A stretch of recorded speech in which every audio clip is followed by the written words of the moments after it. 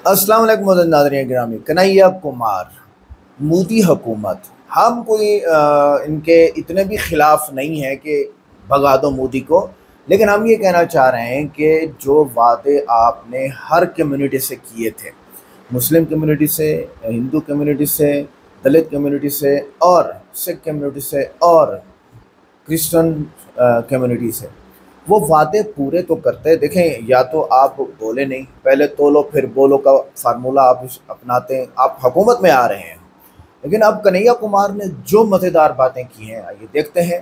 और उन वादों पे आखिर में मैं रोशनी डालूंगा इस वीडियो के आखिर में कि कौन कौन से वादे मोदी ने किए थे और वो पूरे नहीं किए, खासकर मुस्लिम कम्युनिटी से। आइए देखते हैं। वीडियो को लाइक करें, चैनल को सब्सक्राइब करें, वीडियो को व्हाट्सएप पे ज़रूर शेयर करें, कमेंट करके बताएं वीडियो कैसी लगी। आप लोकतांत्रिक प्रक्रिया को देखिए ना, हम ये कह रहे हैं भाई चुनाव में पटखनी देनी चाहिए। अगर आप ये चाहते हैं कि आप सत्ता में आए और लोकतंत्र को आजाद कराएं, क्योंकि आपके हिसाब से वो नहीं ये सब बेड़ियों में है। मैं कह रहा हूं कि लोकतांत्रिक संस्थाएं पिछले कुछ सालों में, कुछ दशकों में कमजोर हुई है। बात तो सही है। जिस तरह से हर चीज का सत्ता का केंद्रीकरण हो रहा है, पूंजी का केंद्रीकरण हो रहा है, ये किसी भी लोकतांत्रिक देश और समाज के लिए अच्छा नहीं। क्या इसी वजह से हार रहे हैं चुनाव? क्या इसी वजह से आपको लगता है चुनाव हार रहे हैं? बताता हूं, मैं इसका एक एग्जांपल देता हूं। देखिए, हर टीवी चैनल पर सरकार के लोग जाकर के कह रहे हैं कि हम 5 ट्रिलियन इकोनॉमी बनने वाले हैं। बजाइए ताली, बहुत अच्छी बात है। हम 5 क्या, हम 15 ट्रिलियन की इकोनॉमी बन जाएं। लेकिन फिर ऐसा कैसे हो रहा है कि 5 ट्रिलियन इकोनॉमी वाले देश में 80 करोड़ लोगों को 5 किलो अनाज लेकर के खुश रहना पड़ रहा है? यही नहीं, अभी और सुनिए। ऐसा कैसे हो रहा है कि इस देश के नौजवानों को 55% यूथ हैं इस देश में, उनको 5,000 की नौकरी नहीं मिल रही है और एक अमीर अपने बेटे की शादी में 5,000 करोड़ रुपया खर्च करता है। सही पकड़े हैं। और कन्हैया भाई, ये जो प्रश्न है, अगर इतने गंभीर मसले हैं, अगर इतने गंभीर मसले हैं और जनता इतनी परेशान है, फिर तो विपक्ष को इस बार जीतना चाहिए था। इंडिया गठबंधन मिलकर भी आप हरा नहीं पाए मोदी जी को। देखिए, अव्वल तो जो है, ये ऐसा मत प्रिटेंड कीजिए कि मोदी जी अकेले हैं। मोदी जी का दायां पैर जो है नीतीश जी के हाथ में और बायां चंद्रबाबू नायडू जी के हाथ में है। क्या बात है सर, क्या बात है सर। देखिए, किसी को ना बढ़ा चढ़ा के मत बोलिए। वो अगर उस तरह से देखिएगा तो उनकी सीटें घट गई हैं। वो 303 सीट थी, 240 पे आ गए हैं। लेकिन मैं उसमें जाना नहीं चाहता हूं। मैं संख्या के उस आधार पर लोकतंत्र को, उसके डिस्कोर्स को सीमित नहीं करना चाहता हूं। देखिए, संख्या का क्या है, कोई बैठा हुआ है, पॉलिटिक्स में स्टेक कितना है। मैं कहता हूं कि किसी बीजेपी वाले से पूछ लीजिए, यहां मत पूछिएगा, उसको पार्टी से निकाल देगा। जब बुलाते हैं तो उधर पूछिएगा पीछे कि भाई आज तुम सांसद हो, मंत्री हो, तुम्हारी चलती कितनी है। खाली साइन ही करते हो कि डिसीजन मेकिंग में तुम्हारा कोई स्टेक है। 2 लोग सरकार चला रहे हैं, पहले तो 2.5 थे कम। अरे बाप रे, ये तो धोती खोल रहा है। कम से कम जेटली जी थे तो 2.5 लोगों की सरकार थी, अब तो 2 लोग हैं। और बताइए, और आप देखिए कि सत्ता का केंद्रीकरण कैसे हो रहा है। और आप ये मत कीजिए मानक जी, आप अकेले थोड़ी चैनल चलाते हैं। वो कैमरामैन का कोई रोल नहीं है, वो एडिटर जो बैठ करके कान में आप लगाए हुए हैं, वो जो बोल रहा है आपको, उसका कोई रोल नहीं है। आपके यहाँ भी पार्टी 1-2 ही लोग चलाते हैं। नहीं, बिल्कुल राहुल नहीं। गांधी की चलती है? बिल्कुल नहीं है। क्या बात करते हैं आप, मुझे पूछिए। सिर्फ राहुल गांधी की चलती है? बिल्कुल ऐसा नहीं है, यही तो मैं कह रहा हूं, ये ऐसा नहीं है। आप हमसे पूछिए कोई ऐसी बात जो बीजेपी का नेता जवाब नहीं दे सकता है। पूछिए कोई ऐसा प्रश्न, हम यहाँ आपके सामने खुले होकर के जो उस पर पोजीशन लेंगे। आप पूछिए कि इमरजेंसी सही हुआ कि गलत हुआ। कांग्रेस में हम प्रश्न बता देते हैं। पूछिए कि इमरजेंसी सही था कि गलत, पूछिए। बोलिए, बताइए। गलत था। हाँ। हम बोल रहे हैं, बोलिए। हाँ। आप बीजेपी के किसी नेता से पूछ लीजिए कि आज इमरजेंसी लगी हुई है, सही है कि गलत है, धीरे से नहीं भी नहीं बोलेगा। पता है आपको, ये हुई ना बात, ये फर्क होता है। अच्छा, राहुल की नहीं चलती है तो किसकी चलती है? उनकी भी चलती है, सबकी चलती है। कांग्रेस पार्टी किसी एक व्यक्ति की पार्टी थोड़ी है। कांग्रेस पार्टी हजारों करोड़ों कार्यकर्ताओं की पार्टी है, सबकी चलती है। एक बात बता देते हैं, हाँ। कांग्रेस पार्टी में राहुल जी का विरोध करके भी आप कांग्रेस में रह सकते हैं।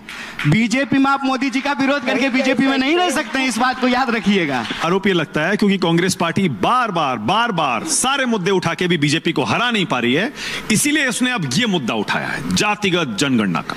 अभी पता चले। तो ये एक बात बताइए, हम मतलब चुनाव कुछ सीट हमारे कम हो गए तो हमारा राजनीति करना अप्रासंगिक हो गया, ये कौन सी बात हो गई? तब तो बीजेपी 2 सीट जीती थी किसी जमाने में, और फिर जो है 80 जीती, 180 जीती, 303 जीती, अभी 240 जीत गई। चुनाव होते रहेंगे, लोकतंत्र चलता रहेगा, देश आबाद रहेगा, कोई जो है चुनाव में जीतेगा, कोई हारेगा, ये प्रक्रिया चलती रहेगी। और इसके आधार पर क्या राजनीति करना बंद कर? और राहुल गांधी ये क्यों कहते हैं कि इंडियन स्टेट के खिलाफ लड़ रहा हूं मैं? क्योंकि बीजेपी कह रही है ये असली देशद्रोही तो ये है। अच्छा, इंडियन स्टेट का मतलब होता है भारत राज्य, देखिए ये जिसमें संवैधानिक व्यवस्था में जितने भी पद हैं, संस्थाएं सब आती हैं, और उसमें तो एलओपी का पद भी होता है जिस पर वो खुद बैठे हुए हैं। देखिए मानक जी, आपने अच्छा कि एक सवाल पूछा, अभी तक ना मुझे इस पे बोलने का मौका नहीं मिला था, मुझे ना 2 मिनट अनइंटरप्टेड बोलने दीजिएगा इस पे। पहली बात तो ये कि ये बयान आज उछाला क्यों जा रहा है? As a audience, as a receiver end पे ना मैं इसको ऐसे समझता हूं कि दरअसल मोहन भागवत जी ने ना 1 दिन पहले कहा कि 47 में जो आज़ादी मिली वो झूठी थी। बयान वो था, मुद्दा वो था। अब क्या है ना कि डाइवर्ट करना है तो कुछ पकड़ लो जिससे बात कहीं और पहुंच जाए। मैं इसको एक्सप्लेन करता हूं। देखिए, अगर आपको कहना है ना कि देशद्रोह क्या है, तो आज के डेट में जो राज व्यवस्था है वो राज व्यवस्था संविधान की राज व्यवस्था है। इससे पहले अंग्रेजों की राज व्यवस्था थी, उससे पहले मुगलों की राज व्यवस्था थी। संविधान के राज व्यवस्था में संविधान लागू होने की प्रक्रिया को झूठा साबित करना, मतलब भागवत जी के नजर में महिला पुरुष बराबर हुए, दलित ब्राह्मण बराबर हुए, ये झूठ था जो 47 में हुआ। वो राजद्रोह नहीं है, वो देशद्रोह नहीं है।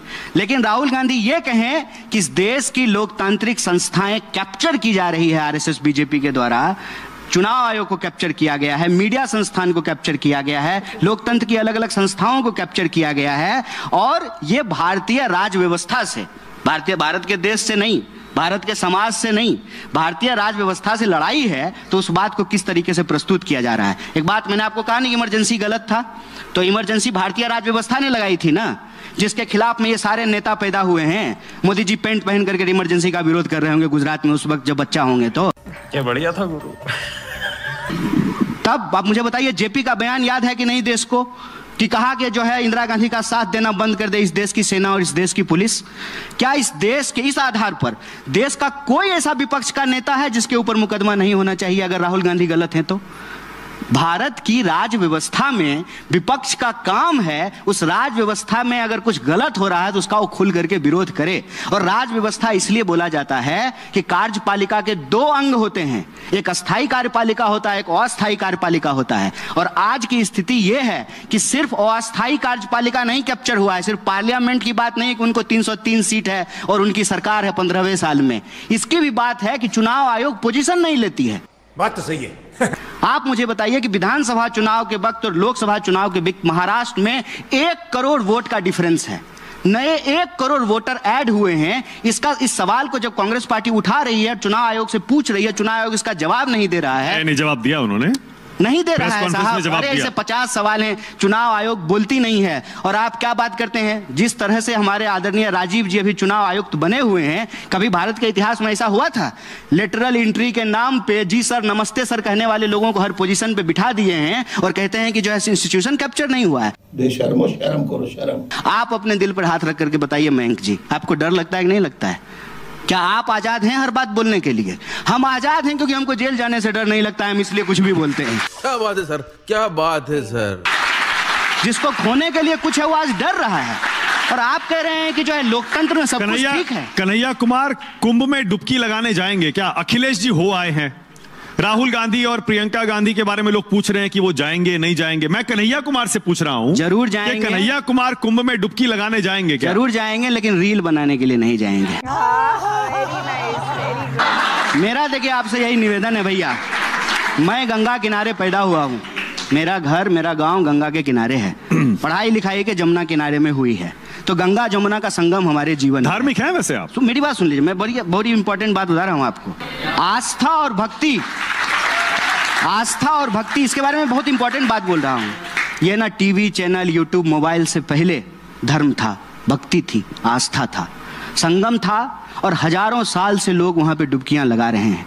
जिस तरीके से आज उसको बदनाम करने की कोशिश की जा रही है, मैं कहता हूँ कि ये किसी के आस्था के ऊपर प्रहार नहीं करना चाहिए, बहुत गलत है। ये बड़ी अच्छी बात कही आप। मैं कह रहा हूँ मुद्दा क्या है? मुद्दा ये है भाई साहब, आज सवाल पूछना गुनाह हो गया है। नीतीश कुमार के खिलाफ एक अकेला विद्यार्थी, और बड़े बहुत दुख के साथ ये बात बोल रहा हूं आपको, मुजफ्फरपुर में एक अकेला विद्यार्थी एक सवाल लिख करके एक पोस्टर लेके खड़ा हो गया, अकेला, उसको पकड़ करके जेल में डाल दिया। चीफ मिनिस्टर अभी मध्य प्रदेश का जो है, एक महिला का जो है ना, सामने से जो माइक छीन रहा था। ऐसा लग रहा है कि लोग नेता है कि गुंडा है। रुपया में और देश के नेता में गिरने का कंपटीशन है, और भारतीय नेता अभी भी जो है बढ़त बनाए हुए हैं।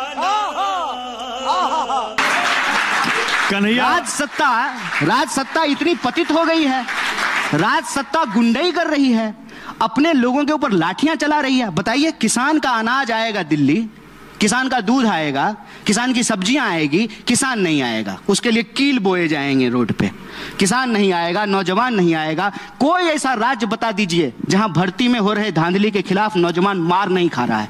You are right bro. Kanhaiya Kumar, वैसे मुलाकात हुई है कभी मोदी जी से आपकी? ऐसे आमना सामना कभी हुआ है? मोदी जी हमसे क्यों मेलोनी से मिलेंगे, ट्रंप से मिलेंगे, हमसे क्यों मिलेंगे?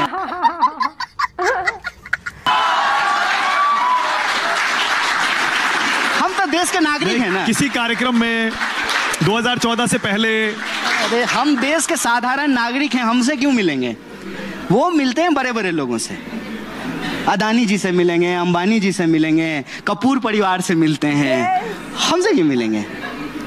वो उससे मिल लेंगे, ठीक है ना। चुनाव क्यों जीत रहे हैं? 2002 के बाद से नरेंद्र मोदी एक भी चुनाव नहीं हारे। पहले गुजरात में जीतते रहे, उसके बाद यहां भी 3 चुनाव जीत गए। आप चाहते हैं कि हम बोलें सारा सच, जो कि जरूरी नहीं है, तो मोदी जी एक ऐसे इकलौता जो है ना, मुझे लगता है मुख्यमंत्री होंगे जो बिना चुनाव जीते मुख्यमंत्री भी बन गए थे। ये कभी क्यों नहीं बोलते हैं? कवाली बेइज्जती। बहुत लोग बने हैं ऐसे, तो कभी चुनाव नहीं लड़े, वो चुनाव नहीं लड़े, कभी चुनाव नहीं लड़े और मुख्यमंत्री बन गए जाकर के। ये बात लोगों को पता नहीं बाद में तो जीते ना, बाद में तो बार बार जीते। अरे तो एक बार हमको भी मुख्यमंत्री बना दीजिए, हम भी नहीं हारेंगे। तू समझा? हाँ। कैसे जीत रहे हैं ये बताइए? ये कोई रॉकेट साइंस है कि कैसे चुनाव जीत रहे हैं? बताइए, 1 घंटा हो गया है, आप 50 बार मोदी जी का नाम लिए। आप बताइए कैसे जीत रहे हैं? कैसे जीत रहे हैं? देखिए, उनके पास तंत्र है, उनके पास जो है मीडिया का समर्थन है, उनके पास चंदा है, उनके पास जो है सिस्टम है, चुनाव जीत रहे हैं। और इस सब के बिना चुनाव होता है क्या? मुझे कैसे भी करके निकाल मेरे भाई, मैं फंस गया हूँ यहाँ। देखें, मोदी जी जब चुनाव जीत करके आए हैं तो कैसा शानदार ऑफिस बनाए हैं, 8000 करोड़ का हवाई जहाज खरीदे हैं, और बढ़िया चश्मा लगाते हैं, सुंदर मर्सिडीज पर घूमते हैं, और तब कहते हैं कि मैं गरीब हूँ। हम कहते हैं, हे प्रभु, हमको भी ऐसा गरीब बना दीजिए। सुकेश, मजा आया। कुमार बार बार जब ये कहते हैं कि बीजेपी लोकतंत्र की हत्या करती है, मोदी जी लोकतंत्र की हत्या करते हैं, उनके यहाँ तो अध्यक्ष का चुनाव हो रहा है। अच्छा, आपको नहीं महसूस होता? उनके यहाँ बीजेपी, ईमानदारी से एक बार बोल दीजिए। रुकिए ना 1 मिनट। बीजेपी में अध्यक्ष का चुनाव हो रहा है। हाँ। और जमीन तक हो रहा है, जिला जिला आजकल वोटिंग हो रही है, उसके बाद वहां से केंद्र में आएगा, और तब एक आपको मंत्रालय से फोन नहीं आता है? माना जी, सच बोलिए, एक बार आज सच बोल दीजिए, आप जीवन भर हम आपके प्रति जो है ना ऋणी रहेंगे। कोई पत्रकार है जो हिम्मत करके बोल देता है? बोलिए, मंत्रालय से टीवी चैनलों को फोन आता है कि नहीं आता है? एक बार बोलिए। हमें तो नहीं आता है। चल झूठा। सुकेश जी बोलिए। नहीं, हमें कोई फोन नहीं आता। हिम्मत कीजिए, लड़ाई यही है। मैं कहता हूं कि यह देश हम सबका है, किसी से डरने की जरूरत नहीं है। कोई चुनाव जीत करके आ गया है तो क्या, जनता ने ये वोट दिया है, जनता को सच बताइए, यही जनता कान पकड़ करके उनको गंदी से बाहर कर देगी। घबराने की जरूरत नहीं है, लड़ाई यही है, और कांग्रेस पार्टी ये लड़ाई लड़ेगी। ठीक, ये हुई ना बात। मैं दोबारा पूछ रहा हूँ, बीजेपी में अध्यक्ष का चुनाव हो रहा है और लोकतांत्रिक प्रक्रिया से हो रहा है। हमारे यहाँ भी हुआ है, हम भी वोट दिए थे खड़गे जी को। सॉरी, वोट बताना नहीं चाहिए था।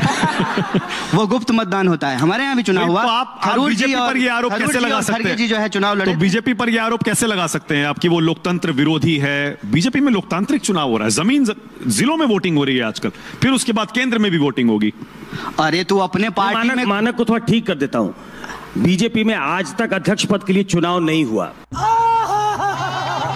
कभी कोई इलेक्शन हुआ ही नहीं। मैं इसीलिए कह रहा हूं ना, इस बार चुनाव हो रहा है, तो इस मामले में चुनाव हो रहा है। इस मामले में कन्हैया को एज है, क्योंकि अभी वोटिंग हुई थी कांग्रेस में। हाँ। बीजेपी के अध्यक्ष पद के लिए आज तक कभी वोटिंग हुई नहीं। बहुत धन्यवाद आपका जो है। मेरा सवाल ही यही है। हाँ। मेरा सवाल ही यही है कि बीजेपी में अध्यक्ष पद के लिए वोटिंग हो रही है, इस बार चुनाव हो रहा है। अरे एक बात बताइए, तो आप कह रहे हैं वो लोकतंत्र विरोधी है। अच्छा एक बात बताइए, कोई चोर अपने बाल बच्चा के लिए खड़ा होता है, चोरी करके लाता है, उसको जूता खरीद के देता है। अरे अपने घर में वो कैसे भी हो, समाज देश के लिए क्या है ये तो बताइए ना। आप एक सच पूछ दें सरकार के खिलाफ, इतनी क्या घबराहट है कि आपके ऊपर केस कर देंगे, आपके ऊपर मुकदमा कर देंगे, आपको जेल में डाल देंगे। यही नहीं, अभी और तो नाज़रीन गिरामी, ये थे कन्हैया कुमार के वो पॉइंट। कांग्रेस के आदमी हैं और बीजेपी हुकूमत जो कि मुसलमानों के ख़िलाफ़ ख़ास कर काम कर रही है। हम ये चाहते हैं कि वो ऐसा ना करें। तो वादे जो किए गए थे, उन वादों को अगर हम उसकी लिस्ट देखें और उनमें से कोई वादा पूरा नहीं हुआ, तो ये बड़ा मसला है आवाम के साथ खिलवाड़ करने का, जो कि इनको नहीं करना चाहिए। इस्लाम भी यही कहता है। 2 करोड़ नई मुलाजमतें फ़ी साल का दावा था, मगर इस दौरान बेरोज़गारी बढ़ी और मुलाजमतों के नुकसान हुए। ये आपको इंटरनेट पे सारा मवाद मिल जाएगा। हर शहरी के अकाउंट में 15 लाख जमा करवाने का वादा था, लेकिन अभी तक अमली तौर पर किसी को 15 लाख रुपए नहीं मिले। हिंदुओं को तो देते थे कम अज़ कम। आप अगर तो क्यों झूठ बोलते हैं वोट लेने के लिए। अच्छा, ईंधन सस्ता करने का वादा किया गया, मगर बाद में टैक्स बढ़ाए गए और कीमतें 100% से ऊपर चली गई। 100% से नहीं, कीमतें 100 रुपये लीटर से ऊपर चली गई पेट्रोल की। और 2014 में 100 स्मार्ट शहरों का प्लान आया, लेकिन सिर्फ 7% फंड्स खर्च किए गए। करप्शन इतना ज़्यादा, पहले आप सीधे तो हो जाएं, फिर आप इस चीज़ों को ले आएँ। अच्छा, गुड डे वादा या गुड डे का वादा, गुड डे के नारा दिया गया, मगर अवाम ने अच्छे दिन, बेहतरी के दिन देखे ही नहीं हैं। और नमामि गंगे स्कीम के तहत गंगा का आलूगी से पाक होना वादा किया गया, लेकिन पैसे का निस्फ इस्तेमाल ही ना हुआ। तो आप जब करोड़ों लोग, देखो हिंदू जो है वो 1 अरब है, 100 करोड़ हिंदू है मेरे ख्याल से। तो अगर इतने लोग वहाँ डुबकी लगाएंगे तो कितना पोल्यूशन पानी के अंदर, हम पढ़ाते हैं वाटर पोल्यूशन, तो वाटर पोल्यूशन कितना होगा। और फिर जब इतने लोग 100 करोड़ अगर हैं, तो डेली मेरे ख्याल से 50,000 लोग हिंदू जिनकी चिताएं जलाई जाती हैं और वो गंगा या जमुना में या पानी में बहाई जाती हैं, तो कितना पोल्यूशन है ये। तो इसको कौन ठीक करेगा। आगे ये किसानों की आमदनी 2022 तक दुगनी करने का हदफ था, मगर शरह नमू ना होने के बराबर हुई। मुंबई अहमदाबाद बुलेट ट्रेन अगस्त 2022 तक मुकम्मल वादा किया, मगर 22% ही काम मुकम्मल हुआ और 2026 तक भी मशकूक ही रहा। आगे देखें, दिही ख़वातीन के लिए 3 करोड़ जो वो 3 करोड़ मुलाजमतों के अहदाफ थे, वो भी नहीं हुए। कम आमदनी घरानों को मुफ्त बिजली पानी वगैरह का वो भी नहीं हुआ। 3 करोड़ घर तामीर करने का वादा, मगर डिलीवरी सुस्त किए हैं कुछ, लेकिन डिलीवरी सुस्त। 2019 मंशूर में यकसा सिविल कोड नाफिज करने का वादा, मगर बिल पेश होकर वापस किया गया। ये मसला है। देखें, अगर अवाम इन मसाइल को या एंकर्स इन मसाइल को या यूट्यूबर्स इन मसाइल को पेश नहीं करेंगे, तो फिर बीजेपी मुतवज्जे कैसे होगी। आगे 2025 तक मईशत को 5 ट्रिलियन बनाने का हदफ अभी कन्हैया कुमार ने कहा, लेकिन अभी तक काबिल ज़िक्र रकम नहीं मिली। क्यों भाई, आप जो बोलते हैं वो करते क्यों नहीं हैं। अक़वाम मुत्तहिदा सिक्योरिटी कौंसिल में मुस्तकिल रुकनीत के लिए मुज़ाकरात, मगर कोई पेशरफ्त नहीं। और ये यूनाइटेड नेशन की बात हो रही है। सर्वाइकल कैंसर ख़त्म करने का वादा मंशूर 2024 में आया, अमल दरामद नहीं नज़र आया। इसी तरह लोन की हद 20 लाख तक रखी गई INR में, लेकिन वो भी नहीं मिला।